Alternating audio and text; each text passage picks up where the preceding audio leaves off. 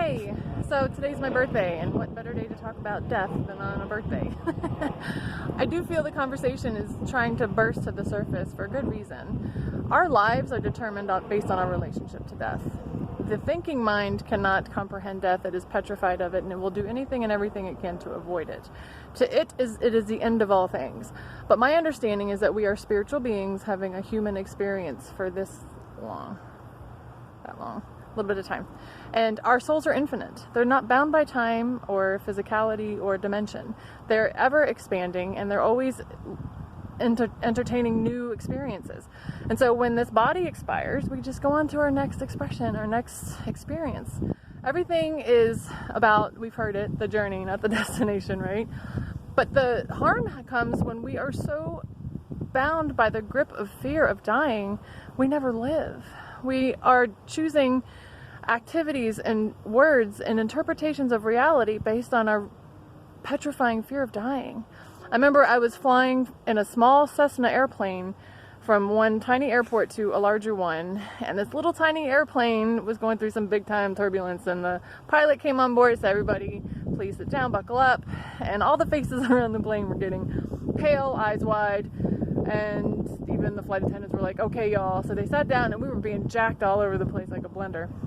And I remember thinking, as I'm sitting there drinking my White Russian cocktail, and I'm in a window seat, and I'm a very tall woman, so it was a very pinched moment, but I remember thinking, okay, well, what if this is it?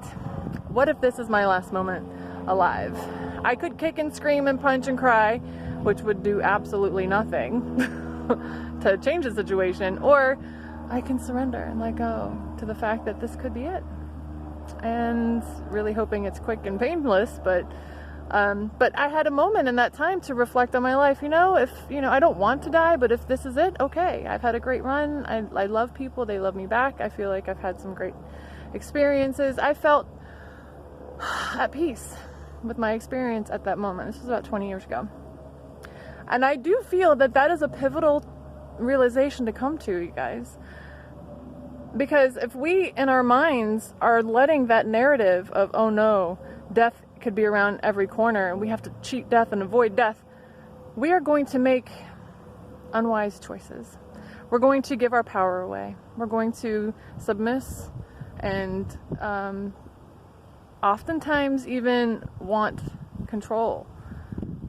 others to control us because it will feel safer to avoid some kind of impending death.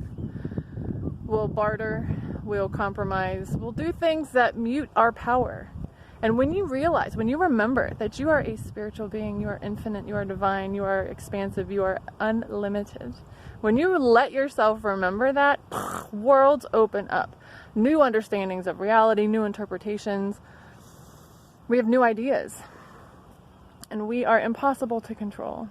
You can't control people who know that this physical reality is one tiny little speck in the bigger picture of all things. I think that's where we are ideally heading, because anything short of that is going to contribute to our own enslavement and minimize the quality of every breath that we take and minimize the quality of our relationships.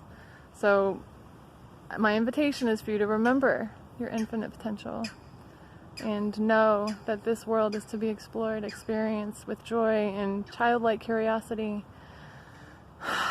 And just trust in your body and life to always be looking out for you, and trust that when your soul is complete, it's going to go and nothing is going to stop it from going. That's another component, is that a soul does not leave prior to its being ready to leave. We hear miraculous stories of people cheating death or having a near-death experience and coming back all the time. If your soul, which is the wisdom that's operating you, isn't ready to end this particular physical incarnation, it won't let you die. But if it's accumulated all the experiences that it needs and it's done everything it needs to do, it'll find an opportunity to exit. And there's different ways for that to happen. I know that our exit strategy is of healing and evolutionary service to those around us. So it's anyone's guess how we end up checking out. But just also know that no being dies until they're ready on a soul level. That's my truth. That's what I know. It's what I feel. And just tune in. If it feels true for you, great. If not, take what works and leave the rest.